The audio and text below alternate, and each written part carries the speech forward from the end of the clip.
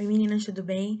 Vou fazer uma revisão acerca do conteúdo de behaviorismo, focando principalmente não nos aspectos mais detalhados da história, mas nas premissas ou ideias ou conceitos principais do behaviorismo, e também a partir da lógica das ideias e conteúdos principais e as implicações educacionais desses conteúdos, tá bem? Como eu falei anteriormente, o behaviorismo, ele vem para... Não é que ele vem para acabar com a teoria inatista, é que a própria formulação do behaviorismo desbanca, de certo modo, grande parte dos conteúdos do inatismo. Por quê? O inatismo pregava que todo ser humano nascia pronto, preparado, geneticamente já desenvolvido para se tornar algo, para ser alguma coisa. O behaviorismo, a partir das observações lá iniciais de Pavlov, destacaram que, a partir da observação de um comportamento de um cachorro, observou-se que esse cachorro aprendeu um comportamento que ele não tinha anteriormente e que não veio nem por instinto, nem por genética, é um comportamento que não era inato, não era natural de cachorro. Qual que era esse comportamento? De salivar vendo um pedaço de carne é o comportamento natural. Esse cachorro aprendeu a salivar ao escutar o som de uma campainha. Esse comportamento foi um comportamento aprendido a partir das interações sociais e do local com que esse cachorro frequentou desde pequenininho. Isso mostra que esse cachorro inicialmente teria aprendido um comportamento que não era inato. Isso, de certo modo, desbancaria a teoria inatista que dizia que todo comportamento vem com o ser humano. Se esse cachorro desenvolveu um comportamento que outros cachorros não tinham desenvolvido e que era um comportamento também curioso, isso mostrava, mesmo que muito inicialmente, que o comportamento poderia ser aprendido e não herdado e não inato. Com os estudos principalmente de Skinner, Thorndike e outros pesquisadores do behaviorismo, essas pequenas ideias foram se ampliando a ponto de assumir uma forma. E qual que foi essa forma? A ideia de que no behaviorismo todo comportamento pode ser ensinado, de que o ser humano ele não vem com nada inato. Ele não vem com pré-determinações para ser o que é, mas ele aprende a ser o que é. E isso é ensinado a partir da lógica do behaviorismo. Entendem? E como que isso foi se propagando? Skinner ele começou a desenvolver algumas teorias que ensinavam a maneira como um ser humano aprende o que aprende ou que desenvolve o comportamento. E ele desenvolveu a ideia de que o ser humano aprende por reforçamentos. Reforçamentos são comportamentos, são estímulos que reforçam o comportamento do ser humano. Os reforçamentos podem ser de dois tipos, positivos ou negativos. E existe ainda uma maneira de extinguir o comportamento, que é a punição. A punição é um modo, um método, um jeito de extinguir de vez o comportamento a partir de penalidades e castigos. E o reforçamento positivo e reforçamento negativo tem a tendência a perpetuar uma resposta e não a extinguir uma resposta, ok? Por exemplo, digamos que você queira que seu filho tire nota azul na prova. O que você faz? Vou reforçar negativamente como? O reforço negativo nessa situação seria permitir que a criança jogue videogame caso ela tire nota azul na prova. Esse comportamento, apesar de ser um reforço positivo, ele extingue a nota baixa na prova. Então, você usa um reforço para que o comportamento apareça. E a punição não, a punição é para extinguir o comportamento. Por isso que ela vem assomada de penalidades ou punições, porque para extinguir o comportamento precisa ser algo mais intenso. Geralmente castigos, nos animais, quando se faziam testes animais, eram utilizados os choques, os barulhos altos que causavam transtorno e estresse. Esses eram os métodos de punição e penalidade para os animais. Nos seres humanos, as penalidades e os castigos são variados, e por isso que Skinner fala que precisa conhecer a realidade de cada criança para que a punição seja veiculada. Quando a gente fala em punição, é claro que a gente está falando de uma teoria que tem em vista também os direitos do Estatuto da Criança e do Adolescente. Nós não estamos falando de punições torturantes ou torturadoras ou que denigram a imagem física dessa criança. Nós estamos falando de punições tipo tirar um brinquedo, não deixar usar a internet, esse tipo de punição que funcionaria no sentido de perpetuar um comportamento ou de extinguir um comportamento.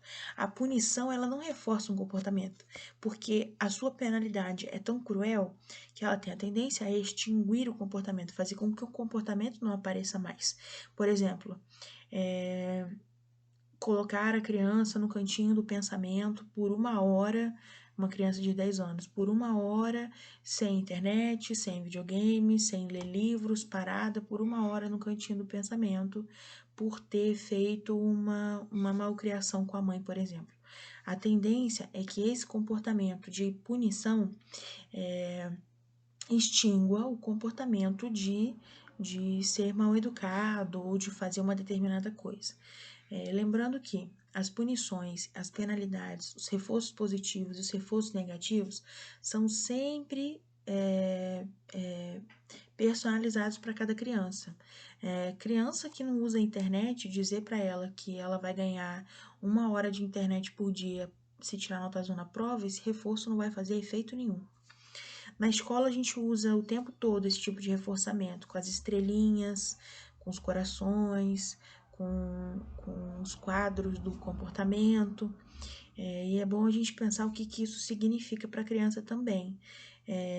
Às vezes a gente usa a ideia do reforço positivo da estrelinha para reforçar o comportamento de ficar quietinho, não ficar falando muito, se comportar na sala de aula. Eu não sou a favor desse tipo de metodologia, porque, enfim, a gente trata a criança como se ela fosse um receptáculo de reforços e como se o comportamento dela pudesse ser modulado, sendo que existem muitos preços que a criança paga para ganhar essa estrelinha. Por exemplo, uma criança que tira todos os dias a estrelinha, ganha todos os dias a estrelinha, pode desenvolver o comportamento de frustração no dia que não ganhar a estrelinha, e de se sentir mal consigo mesma, e de percorrer com bastante estresse e ansiedade essa estrela, a nota A, de ser a melhor da turma, e passando por cima do autorrespeito, do autocuidado, enfim, de aceitar que dias bons existem e dias ruins também existem. E que notas boas acontecem, que notas ruins também acontecem. Ao invés de privilegiar o final, que é o resultado, a nota, a estrela, enfim, privilegiar também o caminho. Qual foi o caminho para chegar até tal nota, como esse caminho foi construído, como ela se sentiu ao longo desse caminho. Em contrapartida, tem crianças que frequentemente não recebem estrelas e às vezes recebem aquelas carinhas tristes. Geralmente são carinhas, né? Uma carinha triste ou então uma carinha triste na mão, que acontece também. Esse é uma tentativa de um reforço negativo para um comportamento, para que um comportamento não aconteça, que é o comportamento de indisciplina, ficar levantando, ficar falando com os amigos. O problema disso é que geralmente a maioria das crianças que recebem a carinha triste são as mesmas e são crianças que expressam com o seu comportamento muita coisa, às vezes abuso, às vezes maus tratos. Então, essa criança que se expressa a partir de um comportamento agitado e de estresse, de ansiedade, pode também estar querendo dizer coisas. E o que a gente faz? Tampa essa voz a partir dessas carinhas, dizendo que ela não pode se expressar e que ela não pode dizer essas coisas, porque ali é um lugar de disciplina e de todo mundo sentado e em silêncio e comportado. Com isso, eu não estou querendo dizer que a gente deva aceitar comportamentos desrespeitosos e indisciplinares dentro da sala de aula, até porque tem uma rotina, tem um comportamento adequado a se esperar dentro da sala de aula. O que eu estou dizendo é que a gente não pode utilizar esses artifícios, carinha feliz, carinha triste, para tamponar comportamentos que estão escondidos por trás de uma criança muito quietinha e maravilhosa, que só tira notas boas, que só fica em silêncio, que nunca fala nada, e ir atrás de uma criança que se expressa o tempo todo, de maneira agitada, de maneira expressiva. Também pode estar querendo dizer alguma coisa. E a gente usa uma carinha triste, uma carinha feliz, tamponando esses sentimentos, essa expressão, que podem sim estar acontecendo. Eu acho que a gente precisa entender a criança no seu contexto e não só tratá-la como um receptáculo, como uma modelagem de estímulos, que são bem mais complexos que isso. Antes de dar a carinha triste ou dar a carinha feliz, que a gente seja um pouquinho mais crítico com relação ao que a gente está fazendo e ao que a gente está nomeando como bom e como ruim. Às vezes, as crianças mais expressivas, que usam da expressão ou do agitamento para falar de conflitos internos com a família ou de conflitos internos consigo mesma, estão dizendo coisas a partir desses comportamentos que a gente tampa e que a gente recrimina às vezes.